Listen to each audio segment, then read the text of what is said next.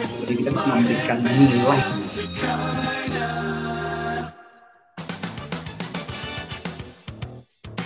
Smart FM presents Smart Emotion with Anthony Dio Martin from HR Excellency.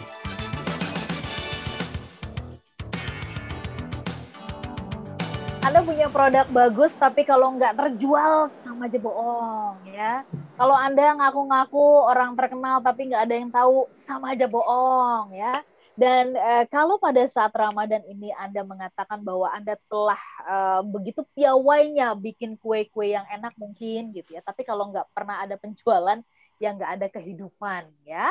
Dan bagaimana caranya supaya ada kehidupan? Yang pertama kita beresin dulu soal bagaimana pengelolaan emosi. Dan setiap hari Selasa malam, ini waktu yang sangat menyenangkan, saya menemani Tasya Rustama.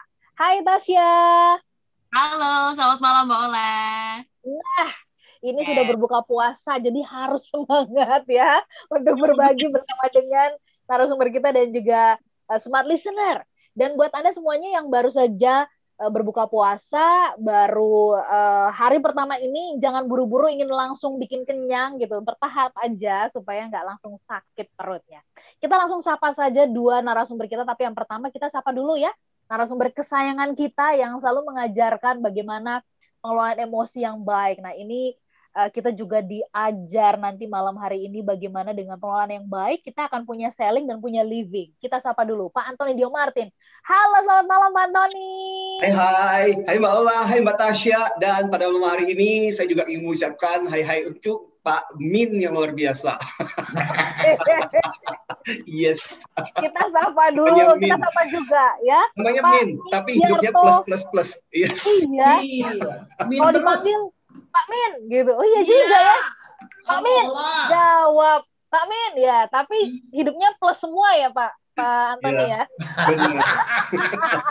Nama boleh Min tapi dompet mesti tabungan plus. Wih, ngeri. Kita perkenalkan kepada Anda semuanya dalam Smart Emotion ada Pak Mindiarto Jugo Raharjo, seorang sales, seorang coach ya, seorang yang baik hati, seorang yang senang berbagi, seorang trainer, dan yang pasti senang membuat kita bisa memiliki penjualan dan juga punya kehidupan. No selling, no living, itu yang menjadi topik kita ya di kesempatan malam hari ini.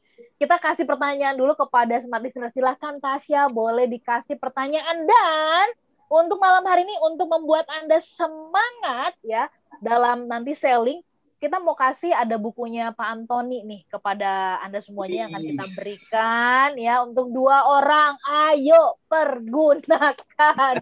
Karena kapan lagi bisa dapat bukunya Pak Anthony? Pak Mindiarto boleh nggak kasih buku juga? Boleh. Ini dia bukunya. Yes. Tuh, gayanya aja udah keren. Tuh kan. Nah, Oke. teman-teman. Buat berapa orang Pak Min? Sesukanya. Ini dia yang paling seru. Kita kasih 2 orang ya Tasya ya, 2 orang. Boleh. Buku Pak Min dan 2 orang mendapatkan buku dari Pak Anthony. Jadi total ada 4 loh Tasya kita bagi. Benar. Silakan Jadi Tasya. para smart listener pada malam hari ini, mari kita berkontribusi, mari menjawab pertanyaannya gampang aja. Masa gitu aja nggak bisa, cuman menggunakan jari keberuntungan Anda bisa mendapatkan peluang mendapatkan buku dari saya atau buku dari Pak Min. Tinggal dipilih. Baik. Silakan Tasya. Oke, nah smart listeners, dijawab ya pertanyaannya. Menurut Anda apa faktor yang sering membuat orang itu takut atau alergi nih kalau disuruh untuk jualan? Menurut Anda, faktor apa sih yang membuat orang-orang tuh rasanya takut dan alergi kalau Anda kata disuruh jualan?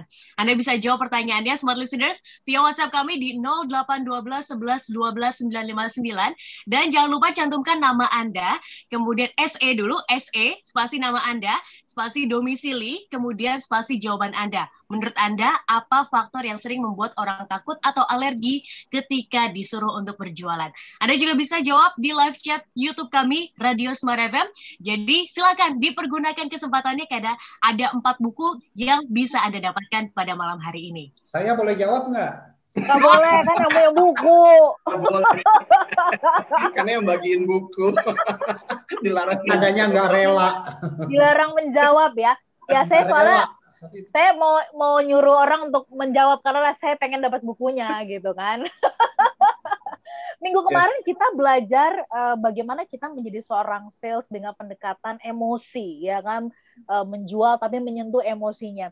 Dan kali ini saya senang banget karena dari pagi saya diguyur soal sales bersama dengan narasumber Smart FM juga. Nah, malam hari ini juga nih, ya kan, kayaknya memang tanda-tanda saya harus beralih ke sales deh. Gimana caranya menyiapkan tim penjualan yang sanggup menjawab tantangan? Karena umumnya banyak tim penjualan yang begitu menerima penolakan, merasa bahwa hidupnya selesai, the end gitu ya. Kayaknya saya nggak cocok nih jadi tenaga sales begitu. Tapi malam hari ini kita akan belajar bersama dengan Pak Mindiarto Jugoraharjo ya, yang akan berbagi pengalamannya udah enak-enak jadi sales director gitu kan. Itu mungkin karpet merah di mana-mana kalau berkunjung ya kan, tapi kemudian melepaskan tahtanya dan memilih menjadi trainer ya, ngajarin orang. Nah, ini yang akan kita pelajari. So, simak baik-baik perbincangan kita dan tentu saja nanti akan ada sentuhan-sentuhan dan catatan bagaimana pendekatan emosi itu tetap dilakukan bersama dengan Pak Antoni. Sebelum kita jeda, udah kasih tanda untuk jeda. Oke, boleh. Baru mau ngomong. Tapi ini pertanyaan bocoran dulu untuk Pak Mindiarto. Jadi boleh bikin contekan ya sebelum jeda. Pak Min nanti boleh cerita kepada kami dong, kenapa sih kok Pak Min memilih ya malah ingin turun dan kemudian mengajari banyak orang untuk mampu menjadi tenaga sales. Karena banyak orang yang justru menganggap tenaga sales ini kayaknya apaan sih tuh ya? Kayaknya nggak dianggap begitu, jelek sekali. Bapak malah justru melepaskan sales director-nya gitu untuk menjadi seorang coach, trainer, dan sebagainya. Nanti diceritakan ya Pak Min. Oke, Pak Listener, kita jeda dulu ya. Ya. Silakan dikirim. Udah ada komentar dari... Udah banyak komentar, termasuk ada yang curhat, merasa sedih, senang di topik ini tapi merasa sedih karena nggak bisa jualan. Nah, itu nanti kita kulik ya. Yes. Kita jeda dulu, tetaplah bersama dengan kami. Smart Emotion. Nanti Tasya ya. Anthony Dio Martin. Ini beruntung banget loh, aku tadi pagi habis diguyur sama Pak hadir Go Home Residence di Cisauk. Rumah bergaya tropical modern yang didesain arsitek ternama PDW bertaraf internasional, dibangun di Serpong Cisauk dengan konsep elegan Japanese style yang adalah pilihan tepat bagi Anda. Pastikan budget Anda sesuai. Properti dengan harga bersahabat di era adaptasi kebiasaan baru ini. Dan pilihlah rumah di lingkungan yang udaranya bersih. Semua jawabannya ada di Go Home Residence dengan nilai investasi tinggi karena di Apit 4 Danau Indah, 10 menit dari simpang susun tol CBD Ayon BSD, akses pintu tol dekat stasiun komuter lain Cicayur dan Cisauk, dilengkapi teknologi smart home, unikan konsep tropical modern bernuansa Japanese style, harga mulai 600 jutaan, DP 10% dapat dicicil 12 kali, mendapatkan luas tanah yang ideal dan lega. Tunggu apa lagi? Datang dan buktikan sendiri dengan melihat rumah contohnya. Penataan ruang yang kompak, ruangan kecil menghadirkan kenyamanan untuk tinggal. Informasi klik www.gohome-residence.com atau hubungi 021 5086 atau WhatsApp di 0812 9120 6785. Ini salah satu bukunya keren. Mizumi. Beliau nulis 2 buku, satu adalah A to Z, Indonesia harus bangga mendongkrak motivasi, satu lagi A to Z, mendongkrak hal tersebut dibuktikan dengan keikutsertaan Tapi Indonesia aku boleh nggak bagi partner country dalam Hannover Messe 2021, yaitu pameran teknologi industri manufaktur terbesar di dunia. Nggak ada yang nggak boleh pada tanggal 12 hingga 16 April 2021. Itu salah satu senior yang paling luar biasa. Pelaku industri yang siap pamer kekuatan industri 4.0-nya di Hannover Messe 2021. Namanya Aspirasi, Asosiasi dari sektor Penulis dan elektronik, Inspirator kimia, Indonesia. makanan dan minuman, otomotif, Iya, tekstil dan garmen, keren. farmasi, alat kesehatan, bahkan usaha rintisan atau startup. Hannover Messe merupakan peluang Dan emas bagi industri manufaktur tanah air mungkin sesuatu untuk yang menarik sesuai peluang dengan Mbak Ola. investasi ke Kami dalam itu negeri. punya Dengan bisnis tagline kuliner. Connect to Accelerate, akselerasi industri 4.0 tanah air, mendorong pokoknya kebangkitan banyak. industri dan ekonomi Ada nasional, beberapa yang paling terutama di tengah saya suka pandemi. itu yang Ingin tahu markupnya. lebih banyak tentang Amin. keikutsertaan Indonesia Yang di apa? Hannover Messe Markuk. 2021 ini? Markuk brandingnya ya, brandnya Informasi Markuk. lengkapnya dalam Smart Brandnya FM Markuk, Radio Talk yes, betul. hari Kamis Brandnya Markuk, 15 ya, yes. April 2021 mulai jam 9 pagi hanya di Smart FM. Markuk tuh marnya dari bahasa Belanda itu. Marnya markuk, kuknya tuh cake. Jadi marketing pasar.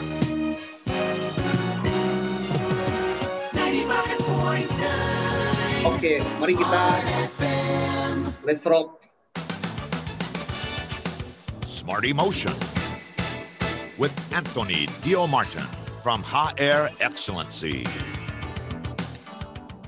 No selling, no living, bangun organisasi yang menjual. Itu menjadi tema kita di malam hari ini, Smart Listeners, dalam program e-commerce. Anda masih bersama dengan saya, Tasya Rustama, beserta Ola Nurlinda, dan di Smart Emotion maksud saya. Dan Anda masih bersama dengan saya, Tasya Rustama, dan juga Ola Nurlija ya. Dan di malam hari ini tidak hanya ada Pak Anthony Dio Martin, tentu saja kami juga kedatangan bintang tamu yang pastinya spesial, bisa memberikan Anda insight-insight baru, apalagi seputar selling di dunia jual beli ya, dan juga bagaimana emosi itu ternyata bisa mempengaruhi selling ini.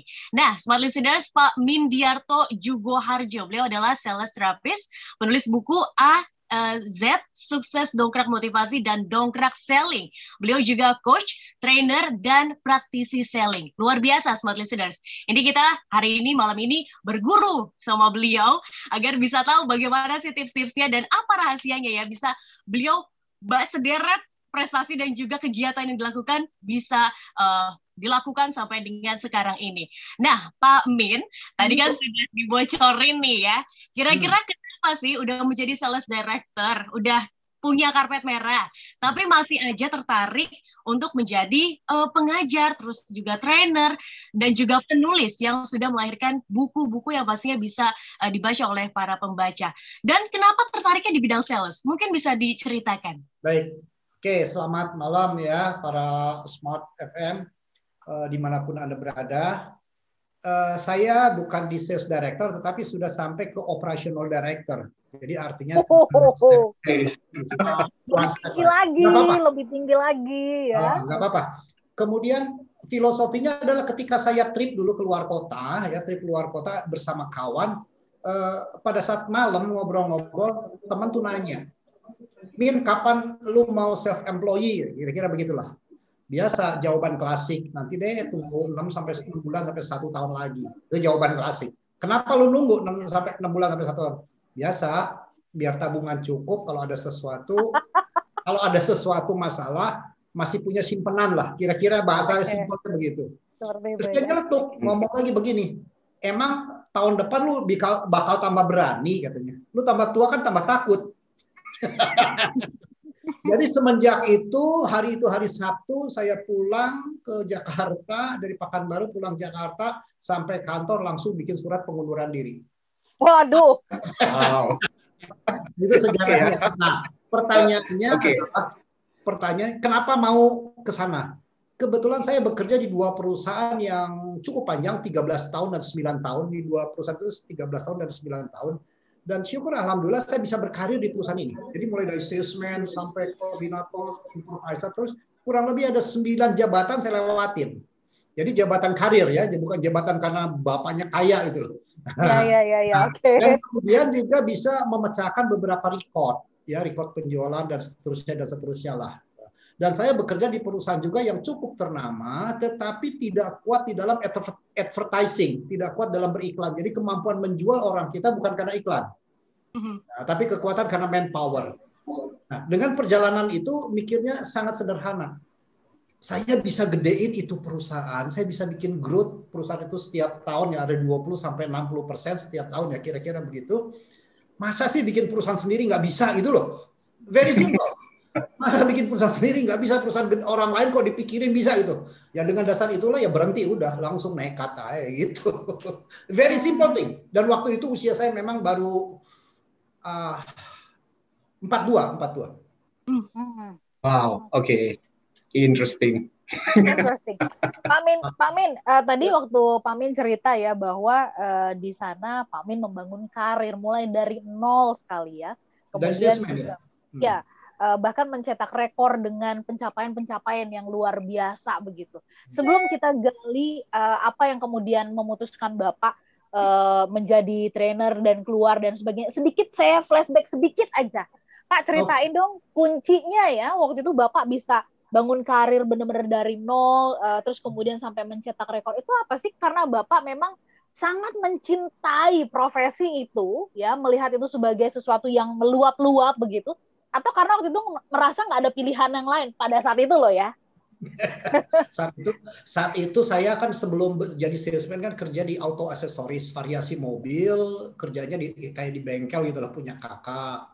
Nah, teman-teman sekolah itu dulu tempat pangkalan saya, tempat mangkal mereka ngumpul di tempat saya. Kalau siang tuh kok enak bener jadi orang sales gitu ya. Siang bisa kosong, nganggur, keluyur sini, ngobrol sana, ngobrol sini gitu. Nah, dengan dasar itulah kemudian ditawarin, mau nggak ada sales di sana gitu.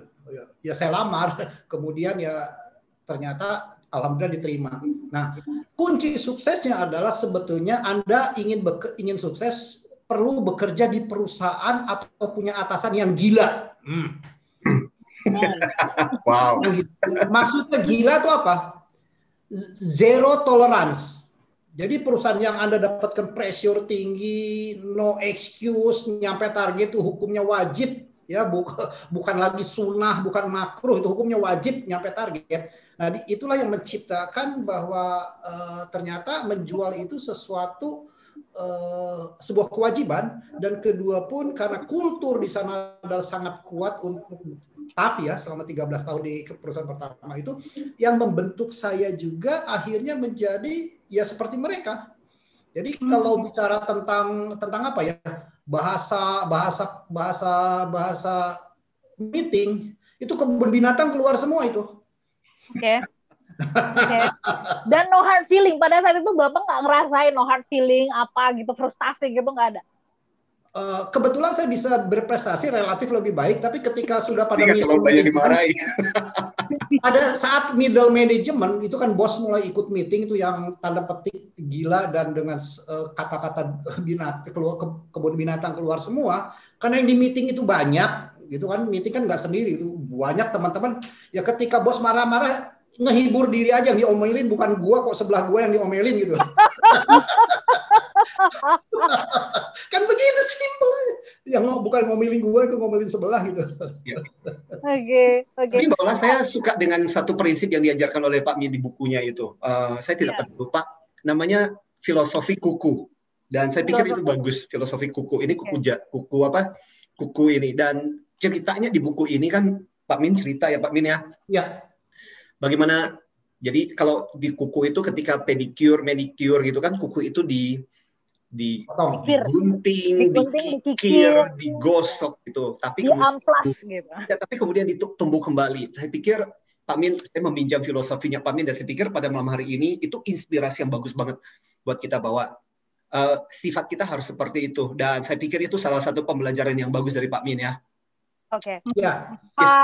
Pak Antoni, sebelum kita jeda nih, dan sebelum ke pertanyaan soal kuliner, dan barangkali Tasya juga sudah punya catatan, saya mau minta komentar dari Pak Antoni. Bagaimana mungkin, ini Pak Antoni sering kali mengatakan, kalau punya bos gila ya, kata-kata kasar keluar gitu kan, itu nggak membangun. Tapi nih justru ketika mendengarkan ada kata-kata yang sangat tajam tadi, no toleran loh, tadi disampaikan gitu, ini justru malah membuat Pak Min malah justru kayak terbakar gitu spiritnya. Menurut Bapak ini gimana sih dari sisi pengelolaan emosi? Apa Pak Min langsung merubah begitu di mindsetnya atau gimana tuh Pak? Saya merasa ini salah satu hal yang penting buat teman-teman pada malam hari yang mendengarkan kita. Banyak yang benci dan senang merasa ketika bos saya baik. Tapi justru pembelajaran malam hari ini adalah ketika kebaikan itu terjadi, senang sih. Tapi akhirnya kemudian membuat itu berat. Kita berada terus-menerus di comfort zone. Karena merasa nyaman, merasa nggak tertantang. Tapi memang dibutuhkan orang-orang gila yang bisa melihat bos gila itu sebagai seorang yang menantang kita. Dan malam hari ini saya pikir sangat bagus buat kita untuk melihat sisi yang lain. Kalau nggak ada bos yang seperti itu, mungkin kita tidak akan merasa tertantang buat diri kita untuk keluar dari zona nyaman kita. Tertantang bahwa tiap hari kita harus memeras otak kita untuk bagaimana caranya membukukan penjualan. Karena kita tahu bahwa kalau kita tidak menghasilkan apapun, pulang ke kantor, pasti akan dimarahi. Jadi mau nggak mau, otak kita jadi ditantang menjadi lebih baik. Saya pikir dibutuhkan satu hal yang paling penting, itu adalah pemikiran atau sikap attitude positif gitu terhadap hal seperti itu. Dan saya pikir itu yang paling penting sih. Memang akhirnya menjadi luar biasa.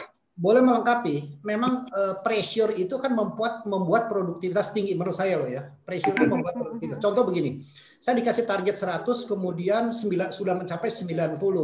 Begitu bos bilang iya, selesai dan berhenti. Yes. Ketika bos bilang no, Anda harus tetap akan lebih dari 90, entah 92, entah 93, walaupun tidak 100 itu. Itu contoh bahwa pressure itu kadang-kadang dipentingkan. Itu hal yang penting. Dan kedua, ini mindset kembali ya. Saya punya filosofi juga gini. Ketika omelan, pressure itu kan omelan bentuknya lah ya, bukan fisik. Masuk telinga kiri, masuk telinga kiri, diturunin ke bawah, ke emosi, hati, itu artinya apa? Makan hati, kurus, nggak enak makan, mual, sebel, gitu, kira-kira begitu loh. Iya. Masuk telinga kiri, keluar telinga kanan, kan digaplok nggak ngerti-ngerti gitu, ditabok, lu dikasih tahu kok nggak ngerti-ngerti, kira-kira begitulah. Masuk telinga kiri, keluar lagi dari kiri, itu PHK kan? Karena nggak ada apapun yang masuk sama sekali. Kan PHK kan, nggak ada nyangkutnya. Tapi masuk telinga kiri terus kemudian olah ke atas ke otak, diproses, kan make the decision, bikin creativity gitu. Oke. Wow, ini keren banget bagaimana merubah sesuatu yang kita anggap sebagai tekanan justru membuat kita merubah kita menjadi sesuatu yang menarik ya, membantu kita menjadi lebih baik. Oke, nanti kita sambung di sesi berikutnya. Kalau gitu apa yang membuat Bapak tuh beralih lagi kepada kuliner? Ini kok kayaknya merambah semua hal gitu. Udah nulis, udah jadi trainer, jadi coach gitu ya, terus kuliner juga.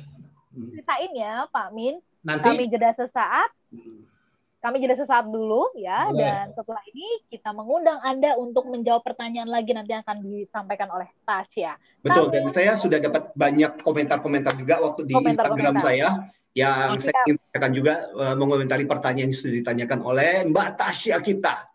Iya, kita jeda sesaat, tetap bersama dengan kami dalam Smart Emotion.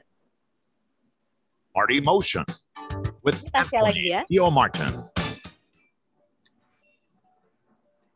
Mbak Ola sama Mbak Tasya nanti minta alamatnya ya. Memang akan sering mengalami kemacetan. Hai teman-teman, pada malam hari ini, semuanya bisnis atau usaha Anda tentu tak boleh sampai macet. Agar tidak macet, saatnya sekarang produk dan jasa yang Anda kelola semakin dikenal bersama Smart FM Network. Hai, malam hari ini kita punya 4 buku yang akan kita bagikan secara gratis. Dari saya, bersama Smart FM Network, produk dan jasa Anda berpeluang semakin dikenal, percaya dan dipilih masyarakat. Promosikan produk dan jasa Anda di Smart FM Network. Penjangkauan luas, program-program berkualitas dan inspiratif. Kami siap membantu bisnis atau usaha Anda lebih. Segera hubungi untuk pemasangan iklan Anda di 021 638 4090. Smart FM Network, Group of Radio Kompas Gramedia. Smart FM, Business and Inspiration. So, syaratnya gampang kan? Cuma mengetikkan jari Anda. Oke, pada malam hari ini teman-teman, waktu terus berganti. Share your opinion. Pada malam hari ini setiap masa memberikan makna. Berbagai kemajuan teknologi kian memudahkan, kian mendekatkan. Demikian pula Smart FM. Anda tidak hanya bisa mendengarkan kami melalui FM radio atau streaming di www.radiosmartfm.com. Anda juga dapat menyaksikan kami di YouTube channel Smart FM. Bener gak sih solusi hidup lebih mudah, lebih tenang dan semuanya bersumber dari Smart FM. Pastikan Anda subscribe Smart FM dan mari lebih dekat dengan kami. Follow Instagram @radiosmartfm 959, Twitter @radiosmartfm, dan fanpage Facebook Smart FM. Smart FM, the spirit of Indonesia, business and inspiration. Orang-orang yang bangga cerita, bos gue baik banget loh, orangnya kayak begini. Memang sih ada bagusnya, ada bagus yang bagus, tapi di sisi lain memang karena ada di komfort.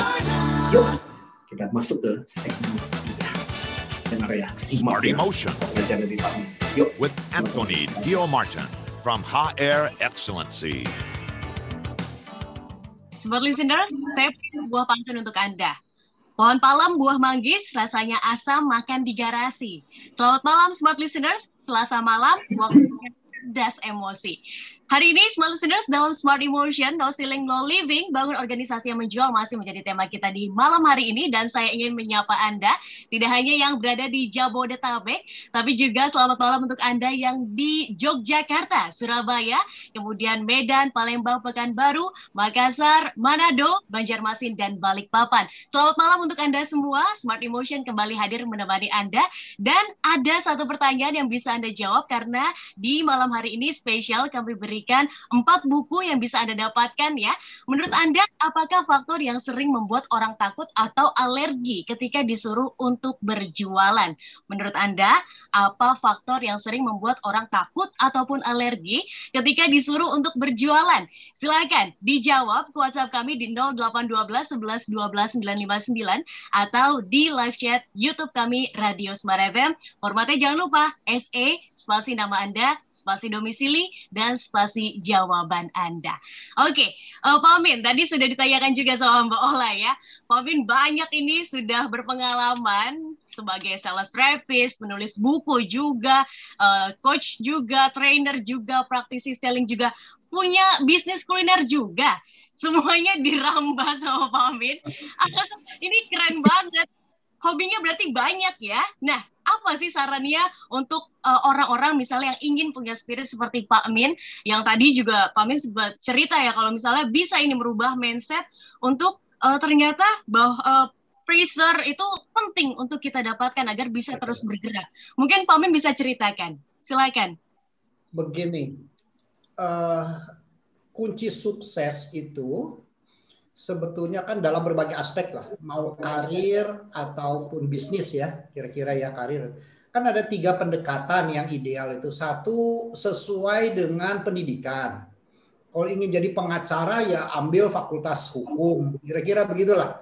Kalau ingin jadi psikolog, psikiater ya ambil fakultas psikologi. Ya, ingin jadi bisa ngobatin orang ambil kedokteran. Ingin bisa gambar rumah, merancang rumah, ya ambil arsitektur. Kan kira-kira begitu. Nah, tadi masalahnya ini dalam dunia selling ini nggak ada fakultasnya gitu loh. Iya ya benar. Jurusan. Mana ada fakultas selling, kan nggak ada fakultas marketing. Benar. Setuju. Adanya marketing, iya. Branding. Maka betul. Teman-teman yang profesinya selling itu adalah Anda dan saya tuh sama-sama masuk aliran sesat yang berjamaah gitu loh. Jadi nggak usah takut. Aliran sesat yang berjamaah itu 1. Jadi kisah suksesnya tuh apakah profesi, apakah pekerjaan, bisnis itu 1 karena pendidikan link gitu ya, match. Kedua bisa juga karena pengalaman. Nah, kebetulan saya pengalamannya dalam dunia penjualan gitu loh. Ya, dan saya semenjak kelas 2 SD sudah jualan di pasar, bantuin ibu saya jualan di pasar, jualan sayur. Nah, mungkin talenta inilah atau proses inilah yang mendidik saya untuk masuk ke dalam dunia kuliner yang memiliki feel bisa masak, gitu loh. Ya, dan ketiga sebetulnya cocok dengan hobi. Gitu ya. Nah, bisnis kalau cocok dengan hobi itu ya seneng aja, kemungkinan suksesnya tinggi gitu. Nah, 3 ini kalau bisa di-matchingkan ke dalam tujuan hidup kita ya bagus. Kalau enggak ya 2, kalau nggak bisa 2 ya 1 deh, minimum udah 1 dari 3 itu loh. Jadi pertanyaan tadi, kenapa bisa masuk ke dalam dunia kuliner? Ada faktor juga hobi masak. Kedua juga relatif punya pengalaman sedikit tentang memasak walaupun belum komersial gitu ya, masih bisa masak lah gitu.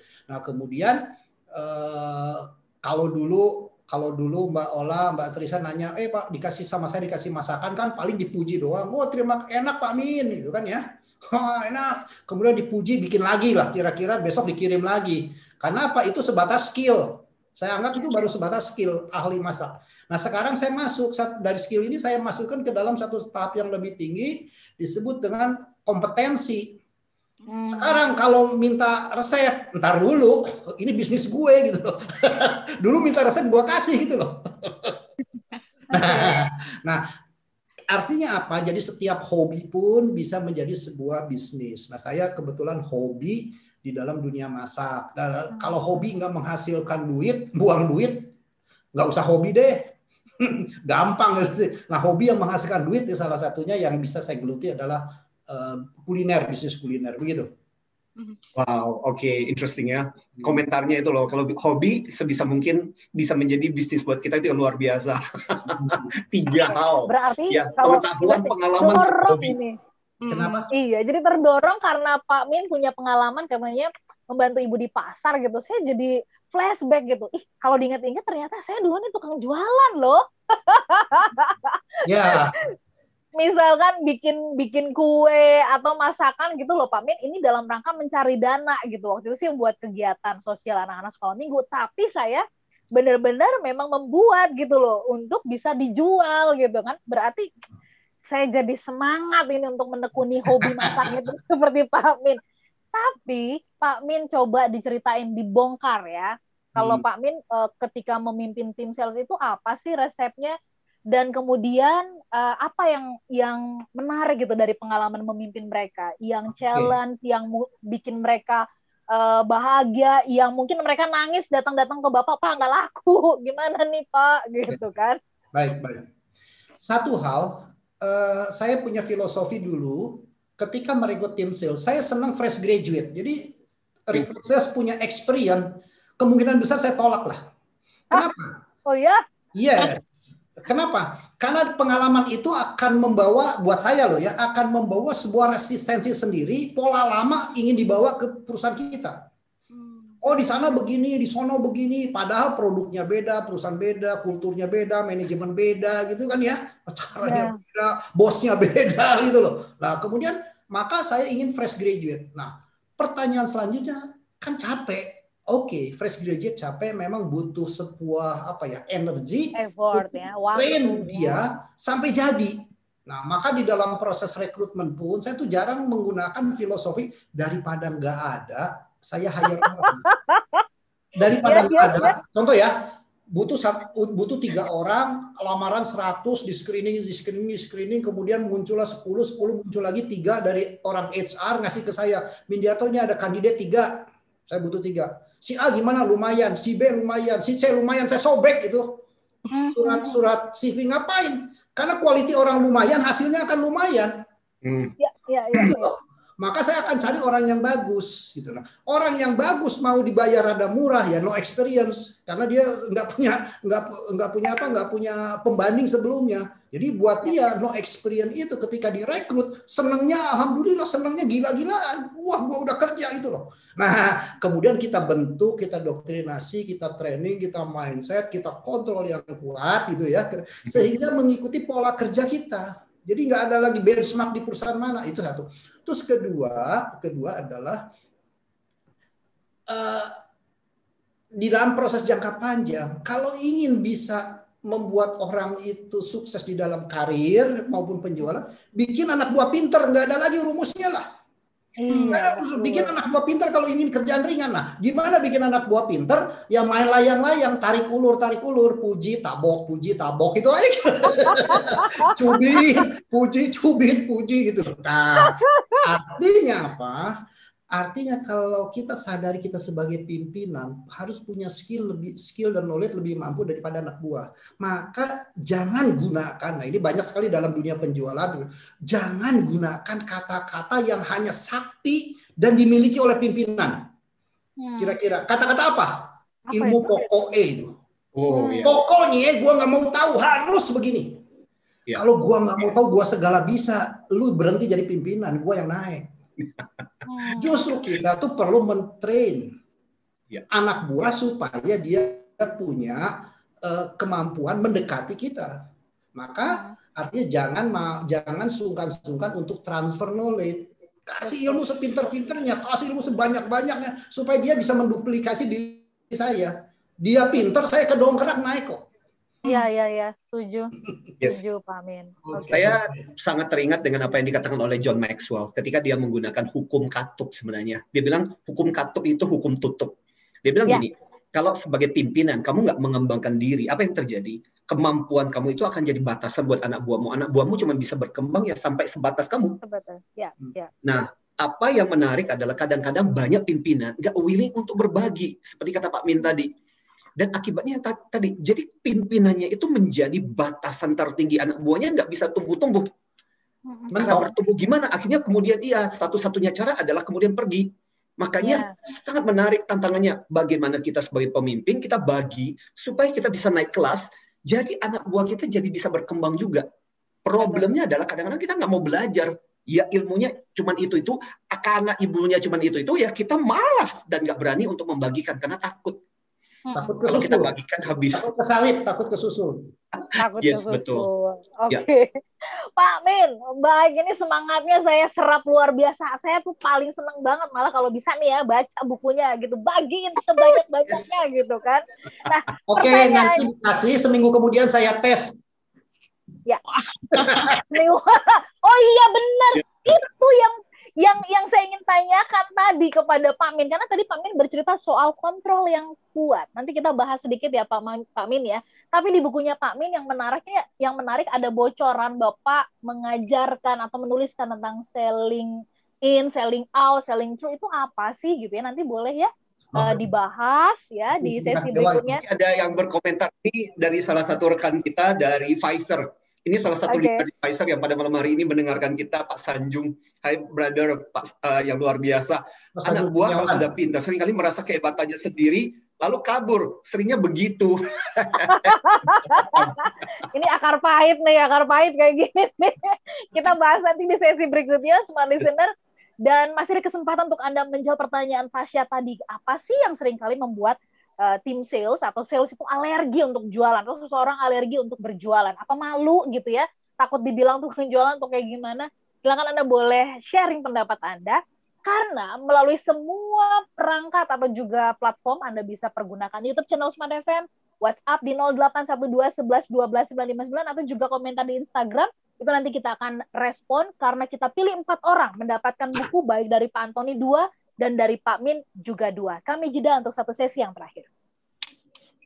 Smart Emotion with Anthony Dio Martin. Nggak terasa ya, udah. Waktu terus berputar, tak bisa ditinggalkan. Banyak peristiwa terjadi, banyak komentar dari teman-teman Instagram. Dan sedikit kebijakan diambil oleh profesional, pemilik usaha, negara, pemerintah, dan berbagai pihak terkait dalam dunia ekonomi, bisnis, sosial, hukum, dan Instagram. Semua informasi tersebut kami hadirkan untuk Anda saat menutup hari dalam Smart Review. Kita harus tetap ketat menjaga protokol kesehatan. Kuncinya di situ. Arah pemikiran Smart FM terhadap situasi sosial terkini juga kami siapkan untuk Anda dan dapat Anda simak dalam Smart Review setiap hari Senin hingga Jumat jam 10 sampai dengan 12 malam. Smart Tutorial. Sejak pagebluk Corona, kita telah dihadapkan pada Smart Review, waktu tepat untuk menyimak kembali catatan berbagai peristiwa, keputusan, kebijakan dalam dunia ekonomi, bisnis, sosial, hukum, dan politik di tanah air. Smart Review di Smart FM, the spirit of Indonesia. Kemudian ada Sabisnis Laundry. Hai. Kemudian ada Margareta Widya Stuti. Yes. Oh, hai Sis Anastasia. Hai. Ya. Terutama di masa krisis seperti saat ini.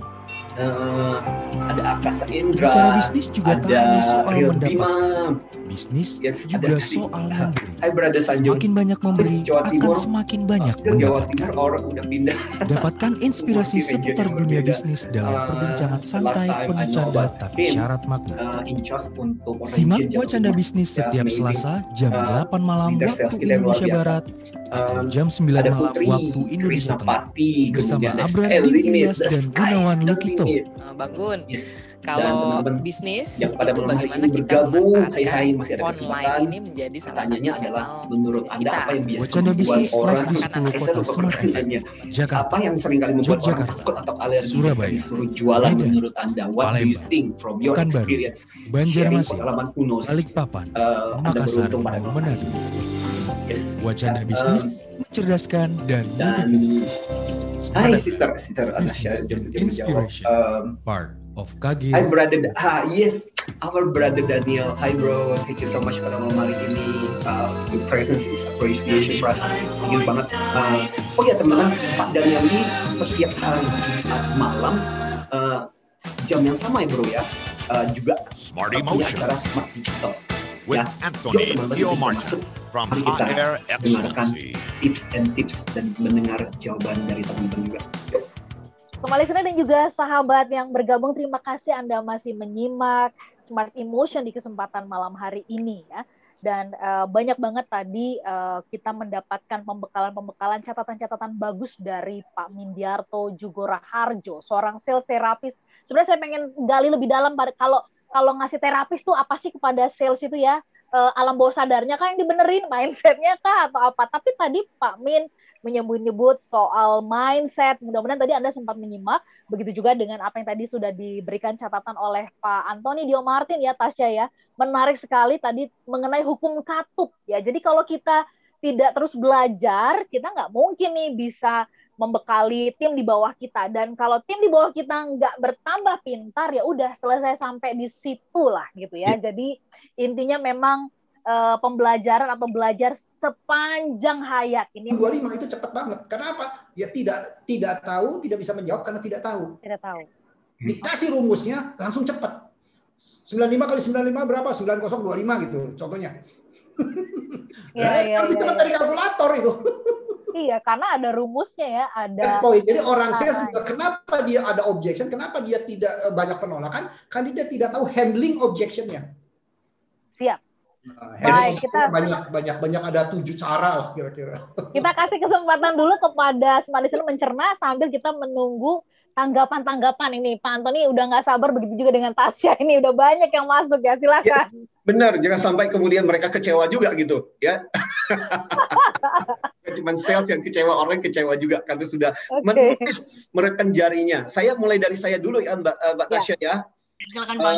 Saya mulai dari yang paling bawah, teman-teman maafkanlah. Dari Mbak Rita Chen, kebanyakan nggak punya keberanian setelah ditolak menciut, tidak berusaha untuk belajar. Padahal dari penolakan itulah banyak pembelajaran, kata Rita Chen.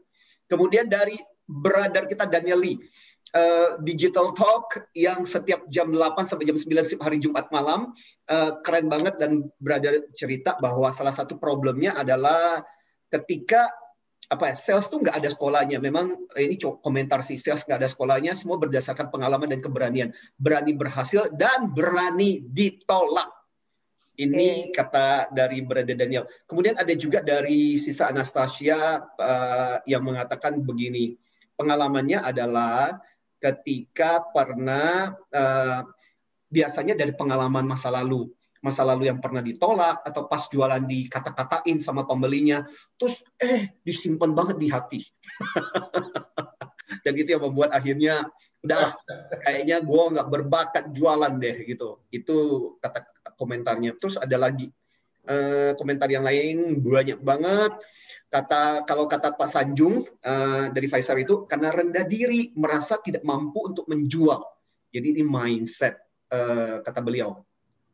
Terus ada juga dari Risma. Risma mengatakan alasannya adalah karena kurang percaya diri, tidak menguasai produk sehingga takut untuk menawarkan produk tersebut, ditolak atau bahkan belum udah diusir. Itu yang membuat kenapa jadi tidak berani. Yes. Dari Mbak Tasya. Silakan Tasya. Oke, baik. Kita di WhatsApp dulu ya, Pak, yang berkomentar bahwa beliau ini sangat setuju dengan pengalamannya tadi. Karena ini pengalaman di beliau juga. Beliau punya bos yang gila, tanda kutip gila, sampai ketika saya hampir tidak tahan, saya resign. Tapi surat pengunduran saya malah dilempar. Mentalmu tempe, bilangnya.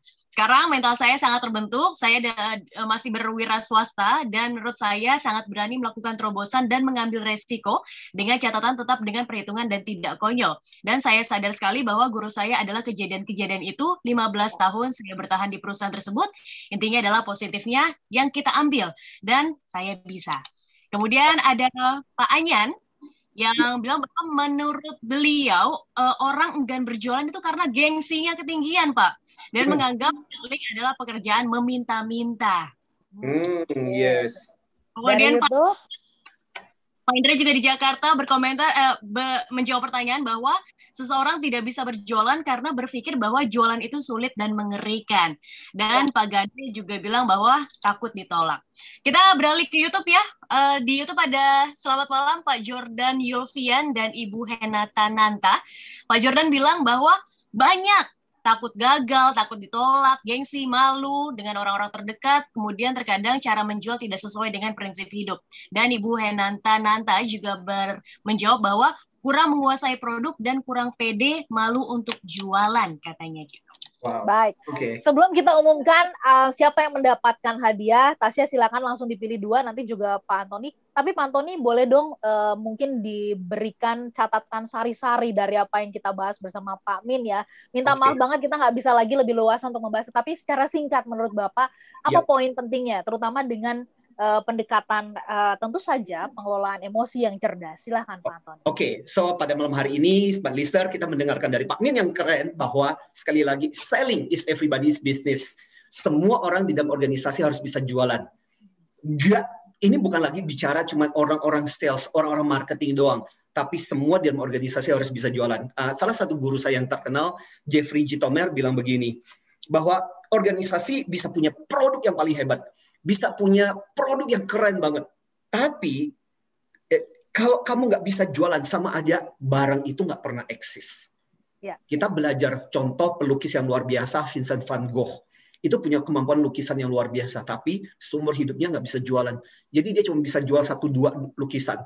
Lukisannya baru luar biasa setelah ada orang yang menjualkan. Padahal dia membuat 1000 lebih lukisan. So ini contoh, kamu bisa punya kemampuan yang melukis yang luar biasa, tapi kalau nggak bisa menjual, punya kemampuan yang luar biasa, itu sama artinya kamu nggak pernah eksis. Nah, malam hari ini, yuk kita belajar juga. Saya pikir ini obrolan yang menarik. Saya nggak perlu lagi menyimpulkan banyak hal, tapi saya sendiri terinspirasi. Pak Min itu memang orang yang sangat-sangat inspiratif buat kita, terutama penjualan, seperti yang dikatakan oleh Pak Min, lewat pengetahuan, seperti mendengarkan siaran pada malam hari ini, bisa lewat pengalaman, bisa juga kita melalui hobi kita, itu juga bisa menjadi sebuah bisnis yang luar biasa. Dan kata Pak Min yang saya pikir bagus juga, jangan menjadi mental tempe, seperti tadi katakan, justru orang-orang, pimpinan-pimpinan yang keras, pimpinan-pimpinan yang gila, kalau istilah Pak Min, itulah yang sebenarnya menantang kita keluar dari comfort zone. Jadi positif itu penting banget. Yes. Baik. Pak Antoni, Pak Min, dan Tasya kita harus tutup, walaupun saya suka tempe, tapi saya nggak mau marah ya. Kalau di dalam tempe itu nggak ada tahu. Kenapa ngomongnya kenapa bilang tempe? Kenapa bukan tahu? Saya juga bingung gitu. Karena sama-sama juga lembek gitu. Malah tahu lebih lembek sebenarnya. Ya karena kumpulan tempe itu nggak ada tahu. Iya, kumpulan tempe nggak ada tahu. Oke, siapa pemenangnya? Siapa Tasya? Dengan cepat silakan. Selamat kepada Bapak Indra di WhatsApp dan juga Bapak Jordan Yulfian di YouTube ya. Oke, Pak Antoni, 2 orang. Saya memberikan penghargaan untuk Sister Anastasia dan kepada leader dari Pfizer, Pak Tanjung. Siap. Pak Sanjung, sorry, Pak Sanjung. Pak Sanjung. Kita tutup perbincangan ini ya. Nanti Anda bisa follow up lebih lanjut ke nomor kami. Kami pamit. Saya Ola Nurlija. Saya Tasya Rustama. Dan saya Antoni Dio Martin. Dan saya Mindiarto Jugo Raharjo. Kami berempat mengucapkan terima kasih, selamat malam, dan salam antusias. You just listen to Amin, terima kasih. Nanti kami kirimkan alamatnya ya. Terima kasih, selamat malam. Untuk Pak Min, yang berbagi pada malam hari ini. Pak Min, terima kasih untuk waktunya, untuk bukunya juga.